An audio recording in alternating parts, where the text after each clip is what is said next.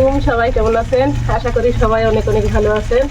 আমি এই যে আজকে সিমের ভর্তা করছি, আর এই বছরে নতুন সিমের ভর্তা আমার, কিন্তু মানে অনেকেই খাসে কিনা জানি না, কিন্তু আমি নতুন ভর্তা করেছি সিমের।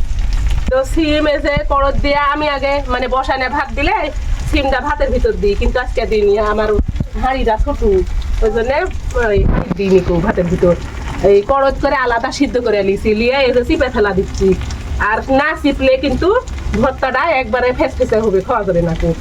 আর চিপলে সুন্দর একবারে শুকনো হবে, বেশি ভালো লাগবে খেতে। এভাবে পটল ভাতের দিয়েও কিন্তু পটলও চিপা লাগে, পটলের ভিতর পানি ঢুকে।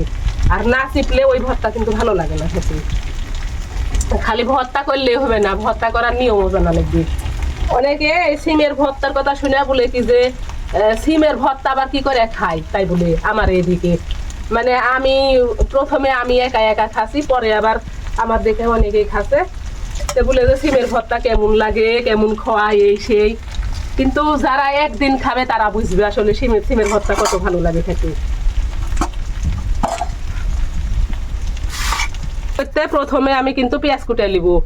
পেঁয়াজ কুটে নিয়ে পেঁয়াজ, লবণ, তারপরে শুকনা মরিচ ভাজা, আর হইলো খাঁটি সরষের তেল দিয়ে ভর্তা বানাবো।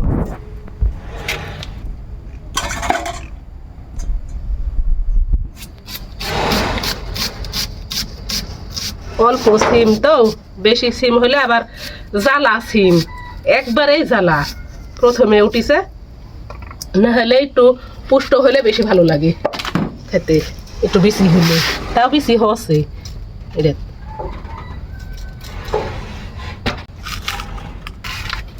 ঝাল করি অল্প।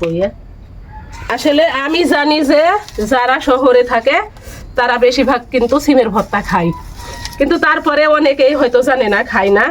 তো যারা জানেন না তারা অবশ্যই সিমের ভর্তাটা খাইয়া দেখবেন কেমন লাগে।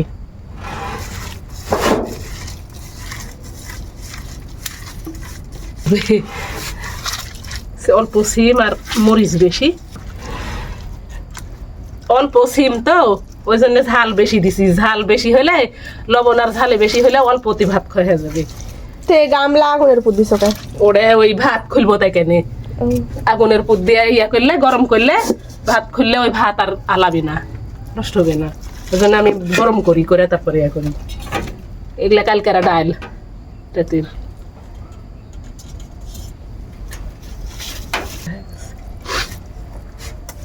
তো আমার এই যে সিমের ভর্তা হয়ে গেছে। আসলে কে কে এখনো খায়েননি অবশ্যই খাবেন, আর সবাই জানাবেন সিমের ভর্তাটা কেমন হচ্ছে। সবাই ভালো থাকবেন, সুস্থ থাকবেন, আর আমার জন্য দোয়া করবেন। আল্লাহ হাফেজ সবাইকে।